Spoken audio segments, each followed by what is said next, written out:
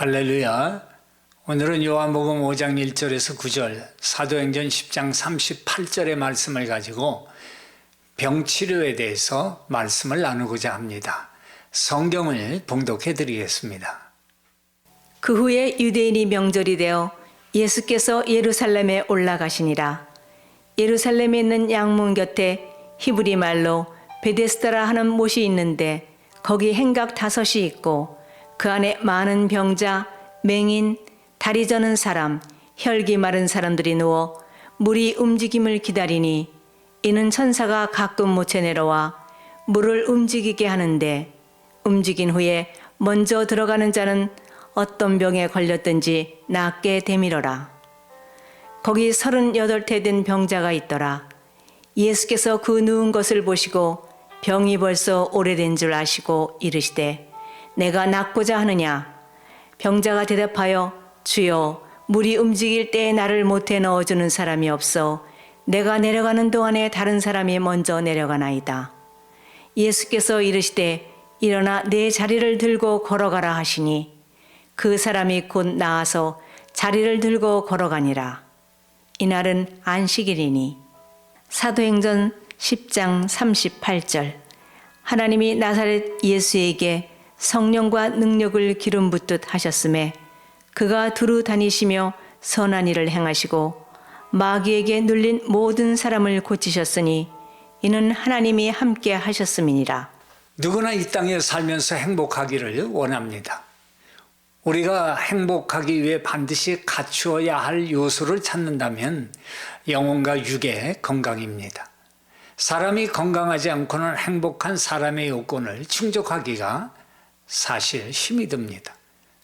영혼의 건강은 물론 항상 하나님과 기도와 말씀으로 연결되어 있어야 건강하지요. 육신의 건강은 어떨까요? 그건 운동입니다. 꾸준한 운동으로 병도 고치고 이전보다 자신감을 가지고 사는 사람을 우리는 많이 볼 수가 있습니다. 그런가 하면 많이 웃어야 건강하다는 통계가 나오기도 합니다. 운동이 육체의 건강을 주는 것이라면 웃음은 정신의 건강을 주기 때문입니다. 사람이 한 번 웃으면 에어로빅 5분 하는 효과가 있다는 건 누구나 잘 알고 있는 그런 사실입니다. 사람이 한 번 폭소를 하고 나면은 우리 몸에 있는 근육 650개 중에 231개가 움직인다고 하지 않습니까? 성경을 보니까 성경도 웃음을 강조합니다. 항상 기뻐하라, 쉬지 말고 기도하라, 범사에 감사하라. 그런데 사실 성경이 강조한 것은 웃음이 아니라 기쁨입니다. 왜냐하면 웃음이라는 것은 기쁨이 있어야 나오기 때문이라는 거죠. 어이없어서 나오는 웃음도 있겠지만 그것은 기쁨이 근거가 되어서 나오는 것은 아니라는 것은 잘 알고 있습니다. 잠언 15장 13절 말씀을 보니까 마음의 즐거움은 얼굴을 빛나게 하여도 마음의 근심은 심령을 상하게 하느니라. 근심이라는 것은 마음이 무거운 것이요, 두려운 것이요, 상한 마음이다 라는 것이죠. 그러나 즐거움은 얼굴이 달라진다는 거예요. 여러분, 우리 많이 기뻐하시기 바랍니다. 또 건강의 비결을 보니까 기도라는 거죠. 심리학자 해럴드 퀘니 박사, 이분은 자신의 그 저서에 기도의 치유력이다 하는 그 책에서 이런 말을 합니다. 기도하는 사람은 상대적으로 더 튼튼한 부부관계와 가정생활을 유지하고 생활도 건전하고 스트레스를 더 쉽게 이겨내고 우울증을 쉽게 예방하고 그런 증상을 있다 하더라도 더 신속하게 회복하고 또 오래 살고 심각한 그 심혈관계 질환을 막아준다 이렇게 기록합니다. 그만큼 기도라는 것은 하나님과의 소통이기에 기도에 방해가 되는 것을 막아주신다는 것이지요. 그러니 기도 열심히 해야 되겠지요. 그런데 우리가 살면서 고난이 오기도 하고 병에 걸리기도 하는데 이 고난이라는 것은 믿음과 인내로 이겨내야 되고 병은 어떻게 합니까? 반드시 물리쳐야 한다는 것입니다. 야고보서 5장 13절에 보면 너희 중에 고난당하는 자가 있느냐 하고 묻고 그 처방을 이렇게 내립니다. 저는 기도할 것이요. 그리고 그 다음을 한번 보세요. 너희 중에 병든 자가 있느냐 이렇게 말씀해요. 야고보서 5장 14절에 저는 교회의 장로들을 청할 것이요 그들은 주의 이름으로 기름 바르며 위하여 기도할지니라 이렇게 말씀을 하죠. 고난이 오면 기도하지만 병이 오면 기도하고 치료받으라 라는 것입니다. 치료의 과정이나 치료의 방법은 믿음의 정도에 따라 다 다릅니다. 사람마다. 기도해서 낫는 사람도 있습니다. 우리 집에 사시는 분이 손에 관절이 튀어나오고 물이 찼는지 불룩 튀어져 나온 게 보기도 싫고 아프기도 했어요. 의사한테 갔더니 물을 빼도 다시 차고 대충 대답이 없다는 거예요. 그래서 이분이 그냥 매일 문지르면서 기도하고 문지르고 예수님을 부르며 기도하고 몇 달을 끊임없이 그렇게 했더니 어느 날 보여주는데 손가락이 완전 정상이에요. 할렐루야. 기도하고 또 치료받으며 낫는 사람도 있습니다. 분명한 것은 하나님은 우리를 치료하시기를 원하시는 하나님이시다라는 것을 잊지 마시기 바랍니다.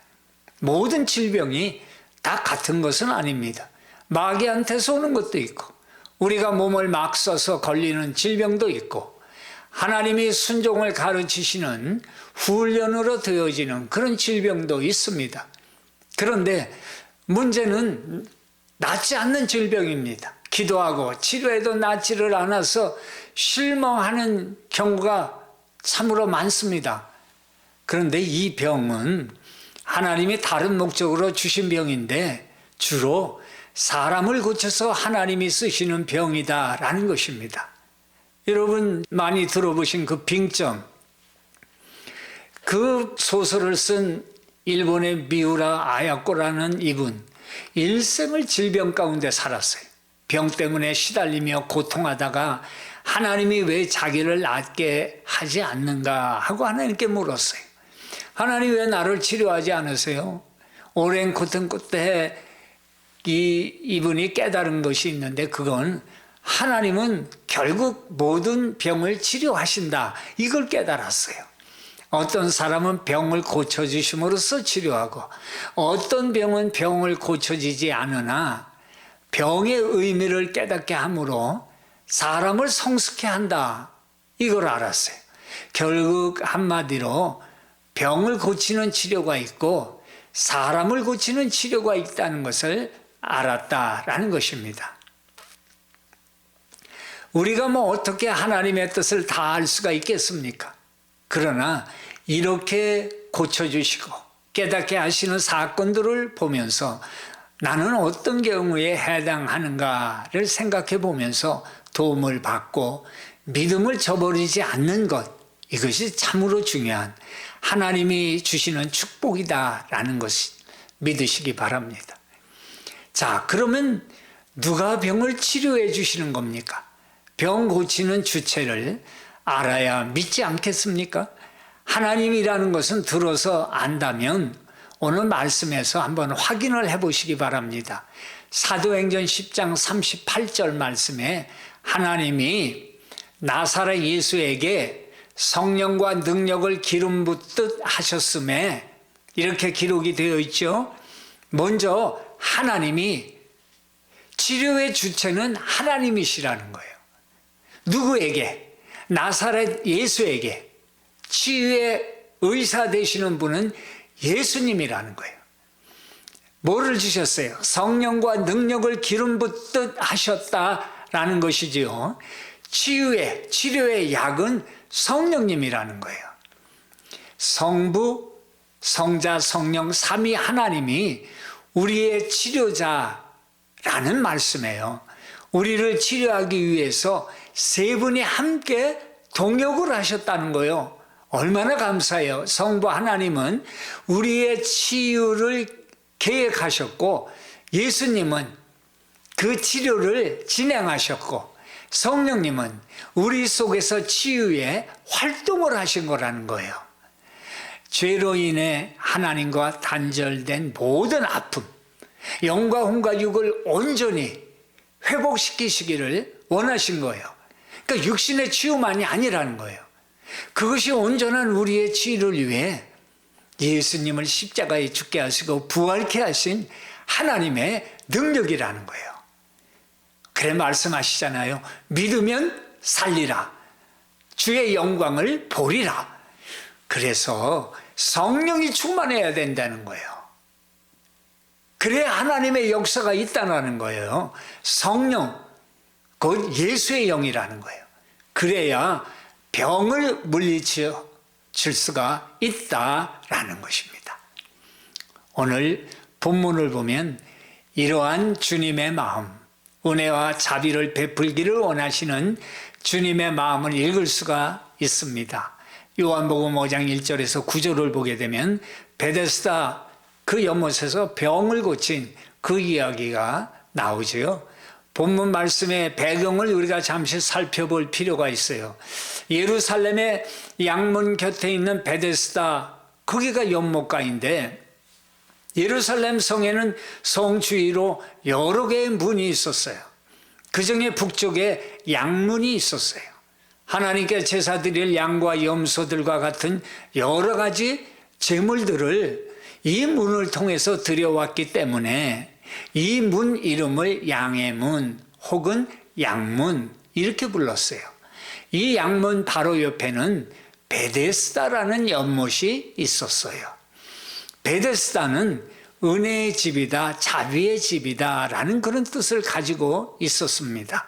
그런데 자비의 집이라는 뜻의 베데스다 연못에는 한 가지 내려오는 그런 이야기가 있었어요. 그것은 다른 게 아니라 이 연못이 갑자기 소용돌이를 쳐서 물이 솟아오를 때 그 못에 제일 먼저 들어간 사람이 병이 낫는다, 그런 얘기였어요.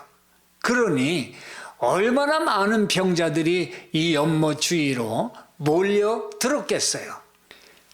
3절을 보니까 그 안에 많은 병자, 소경 절뚝발이, 혈기 마른 자들이 누워서 물의 동함을 기다리니 연못 주위에 있는 지붕이 씌워진 그 행각 안에는 각종 질병으로 고통당하는 사람들이 즐비하게 누워 있었던 겁니다.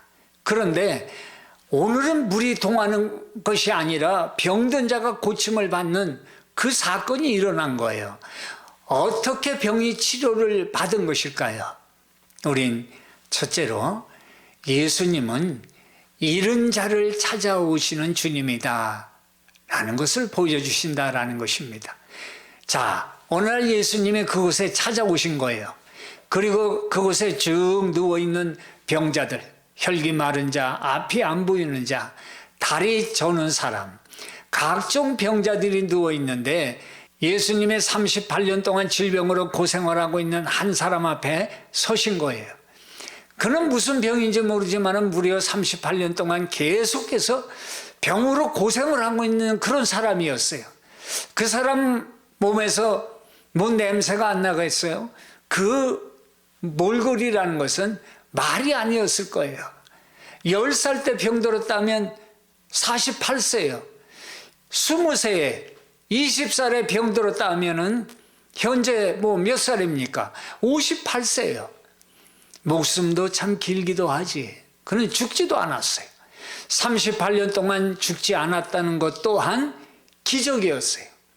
아마 모르긴 몰라도 병들었다가 죽은 사람도 아마 수없이 많았을 거예요.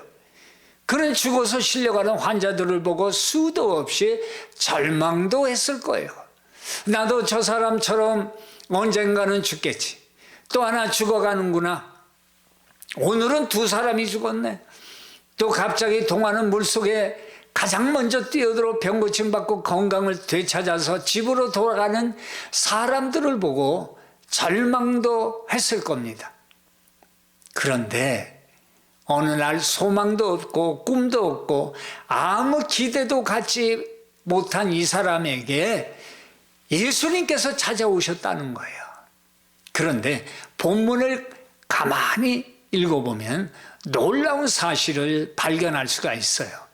38년 된 병자가 병을 고쳐달라고 애원하지 않았다라는 사실이에요. 그는 아무것도 한 것이 없지만은 주님이 먼저 다가오셨다는 거예요. 6절에 보니까 우리가 주목해야 할 단어가 있는데 뭐냐 하면 보시고 아시고 라는 두 단어예요. 예수님께서는 그 병자가 얼마나 오랜 세월 동안 고통을 당하고 있는지 보시고 아셨다라는 겁니다. 그리고 그에게 다가가셨다는 거예요.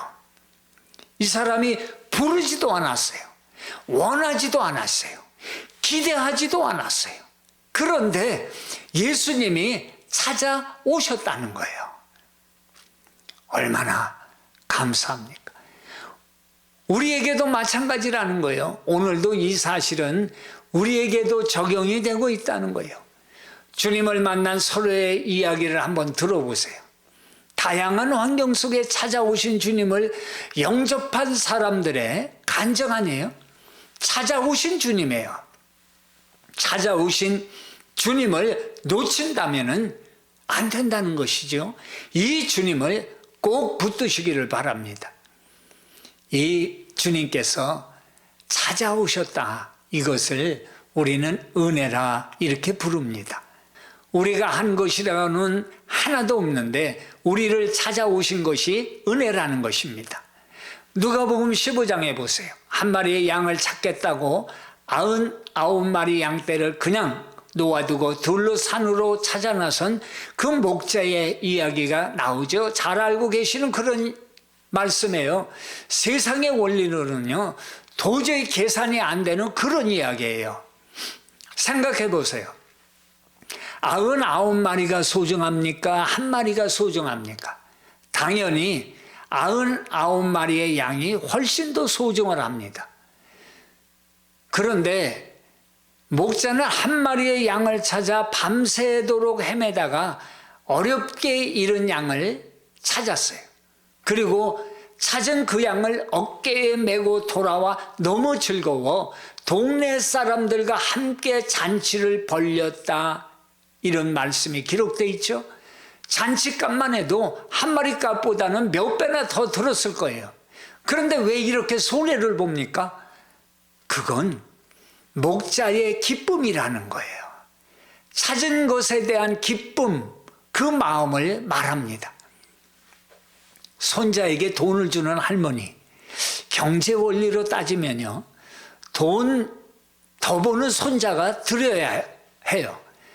할머니가 주는 건 할머니의 기쁜 마음이 경제의 원리를 뛰어넘는 그것이라는 거예요. 그래서 돈도 없는 할머니가 손자한테 용돈 줘요. 잃은 양을 찾은 목자의 기쁜 마음, 그것이 우리를 향한 주님의 은혜다라는 것입니다.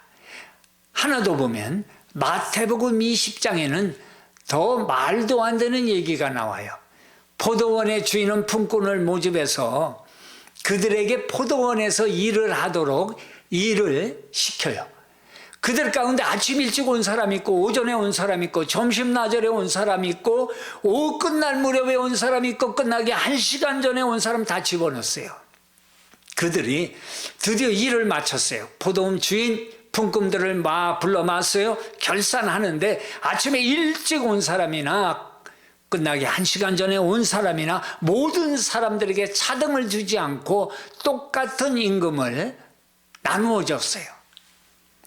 이 이야기도 역시 경제의 논리로는 도저히 이해가 되지 않는 그런 말씀이에요. 아무리 계산기를 두들려 보아도 요사이 말하는 상식과 공정이라는 것은 찾아보기가 힘이 듭니다. 우리는 이야기를 들으면서 무언가 억울하다는 그런 느낌이 먼저 듭니다. 왜냐하면 다들 이런 생각을 하기 때문에요. 나는 아침에 일하러 온 사람이라고 미리 단정을 하고 듣기 때문이라는 거예요. 그런데 예수님께서 이러한 이야기를 우리에게 하신 이유가 있어요. 그건 세상의 원리가 아닌 하나님 나라의 원리에 대해서 교훈하시기 위해서라는 거예요. 경제 논리, 세상의 논리가 아닌 하나님의 논리는 뭐냐면 사랑의 논리예요. 정의의 법칙이 아닌 은혜의 법칙을 우리에게 가르쳐 주시기 위해서라는 거예요. 그래서 이 이야기를 하시는 거예요. 둘째는 마지막에 일하러 겨우 들여보내주어서 일하게 되어서 돈 받게 된 그 사람. 그 사람이 바로 우리라는 거예요. 아무 자격, 기대도 안 했는데 들여보내주신 거예요. 은혜 받는다는 것은 내가 바로 그런 마지막에 부름받은 사람이라는 그 믿음에서부터 시작되는 것이라고 말씀해요. 그 믿음이 없으면 은혜 받지 못하는 거예요. 그것이 주님의 베푸시는 은혜라는 거예요. 나는 아침에 일찍 왔고 나는 많이 받아야 마땅함에도 불구하고 이게 뭐냐? 아니라는 거예요. 자격이 없음에도 불구하고 나를 불러주셨다는 거예요. 그게 은혜 받는 마음이라는 거예요. 가장 큰 은혜의 절정이라는 것, 우리의 죄를 위해서 죄인의 모습으로 십자가에 달려 죽으신 우리 주님, 부활도 우리를 위해서 부활하신 우리 주님, 그것이 우리에게 베풀어 주신 은혜의 절정이라는 것입니다. 아멘입니다. 세상 사람의 은혜 받은 얘기 한번 해볼까요? 세계적인 성악가 중에 호세 카레라스라는 분이 있어요. 지난 2007년도에 사망한 루치아노 파바로티, 이분은 우리가 익히 잘 알고 있죠. 그리고 플라시도 도밍고라는 사람과 함께 세계 3대 테너라고 불리던 호세 카레라이스가 아니에요. 이분이 성악가로서 명성이 최고에 달했던 1987년이에요. 그의 나이가 41살. 그때 이 사람이 백혈병으로 쓰러지고 말아요. 그 당시만 해도 치료가 어렵던 백혈병의 진단으로 많은 사람들이 그는 끝났다 이렇게 생각을 했어요. 그런데 이 사람이 포기하지 않은 거예요. 그리고 그때 정말 감사하게 예수님을 만난 거예요. 극한 상황 속에서도 예수님의 손을 붙든 거예요. 그리고 하나님께 기도하기 시작했어요. 나의 생명을 연장해 주시면 남은 이 평생 내 인생을 주를 위해서 충성하겠습니다. 간절히 기도하고 하면서 그 치료에 힘든 그 과정을 이겨나갔어요. 골수 이식 수술, 힘든 화학 치료, 그러니 뭐 머리카락 빠지고 손톱 발도 다 떨어져 나갔어요. 우리 형님도 이런 걸 겪으셨는데, 하지만 이 사람 잘 들어보세요. 찬송과 기도를 멈추지 않았다는 거예요. 하나님은 그의 기도를 들어주셨고 하나님께서 회복시켜 주셨어요. 기적이 일어나는 거예요.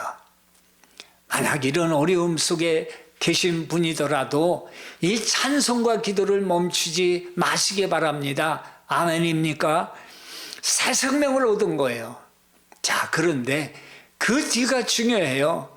정말 잘 들어보세요. 그는 1988년에 전 재산을 팔아 고향인 스페인 바르셀로나 호레 카레라스 국제 백혈병 재단을 세워요. 공연할 때마다 수익금의 절반을 이곳으로 보내요. 병마를 극복하기까지 겪었던 숱한 어려움 속에서 자신이 받았던 도움을 다른 사람에게 주고 싶었기 때문에요. 그는 이렇게 고백을 합니다. 때로는 질병도 은혜가 될 때가 있습니다. 나는 백혈병과 싸움을 통해서 나보다 남을 아는 그런 사람이 되었습니다. 이런 고백을 해요. 이제 나는 단순히 노래만 부르는 것이 아닙니다. 하나님을 증거하고 절망에 빠진 사람에게 소망을 주는 인생을 살기 원합니다. 얼마나 멋있어요. 이것이 은혜 받은 사람의 보여지는 행동의 모습이라는 거예요. 뭐 다 이렇게 되겠어요? 하지만 행동은 필요하다는 거예요. 이 38년 된 병자가 바로 주님은 우리라고 말씀해 주는 거예요. 세상의 병에 찌들고 돈에 찌들고 고난에 찌들고 생활고에 찌든 우리라는 거예요. 주님은 우리의 형편을 미리 아시고 우리를 찾아오셨다라는 것입니다. 우리가 예수님을 결정한 것도 아니에요. 오시라고 계획한 것도 아니에요. 우리가 예수님을 먼저 부른 것도 아니에요. 주님께서 우리를 교회로 부르셔서 복음을 듣게 하셨고 우리를 자녀 삼아 주신 거예요. 그래서 요한복음 15장 16절에 분명하게 구원의 주체는 우리가 아니라 바로 주님임을 말씀해요. 너희가 나를 택한 것이 아니요 내가 너희를 택하여 세웠다 말씀하는 거예요. 즉 예수님께서 일방적으로 저와 여러분들을 사랑하셔서 찾아오셨다는 거예요. 주님이 은혜로 우리를 부르셔서 우리가 주님 앞에 나오게 된 줄 믿습니다. 이게 주님의 은혜예요. 병 고침 받는 은혜예요. 성령 충만 받은 은혜예요. 두 번째, 예수님께서는 우리에게 소망을 주시는 분이다 말씀해요. 예수님께서는 38년 된 병자에게 찾아오셔서 한 가지 질문을 하세요. 그게 뭐냐면 내가 낫고자 하느냐? 라는 거예요. 그런데 여러분 생각해 보세요. 병자에게 낫기를 원하느냐? 이렇게 질문하는 이유가 어디 있습니까? 물이 동할 때 아무도 나를 가장 먼저 저물 속에 넣어줄 사람이 없었습니다. 하루 이틀도 아니고 38년 동안 할 수 없었습니다. 예수님께서 38년 동안 개나 돼지같이 마지못해 살고 있는 이 병자에게 내가 낫고자 하느냐? 왜 이런 질문을 하셨을까요? 그것은 소망을 잃어버린 채 살아가던 사람들에게 다시금 마음속에서 소망을 불러일으키기를 원하시는 우리 예수님의 뜻이었다라는 거예요. 세상에 찌들고 살던 그곳에 소망을 찔러주시기 위해서 다시금 일으켜주시기 위한 주님의 질문이었다는 거예요. 꿈을 잃어버린 채 살아가던 이 사람에게 꿈을 주기 위해서라는 것이죠. 주님은 좌절 가운데 있는 우리에게 찾아오셔서 오늘도 우리에게 묻고 계시는 거예요. 내가 낫고자 하느냐 묻는 거예요. 병에서 치료받고자 하느냐? 내가 돈에서 치료받고 가난에 치료받고 낫고자 하느냐? 모든 육신과 정신적인 모든 질병 생활의 질곡 가운데서 낫고자 하느냐? 그 말을 아무도 이 말을 물어주지 않았을 때에 능력자이신 우리 주님께서 묻고 계신다라는 건 내 마음속에 찌들고 내 마음속에 잃어버린 그 소망을 다시금 찾아서 불러일으키시는 하나님의 역사라는 걸 믿으시기 바랍니다. 오늘도 여러분을 향해 질문하고 계시는 거예요. 내가 낫고자 하느냐라는 것입니다. 할렐루야. 월트 디즈니랜드 창시자 아시죠? 젊은이 이 사람이 가난한 만화가였어요. 젊은 시절에 집도 없이 예배당에서 지내면서 기도하다가 지하실에 내려가 만화를 그리곤 했어요. 그런데 지하실에 어찌나 쥐가 많은지 밤이면 잠을 잘 수가 없을 정도였어요.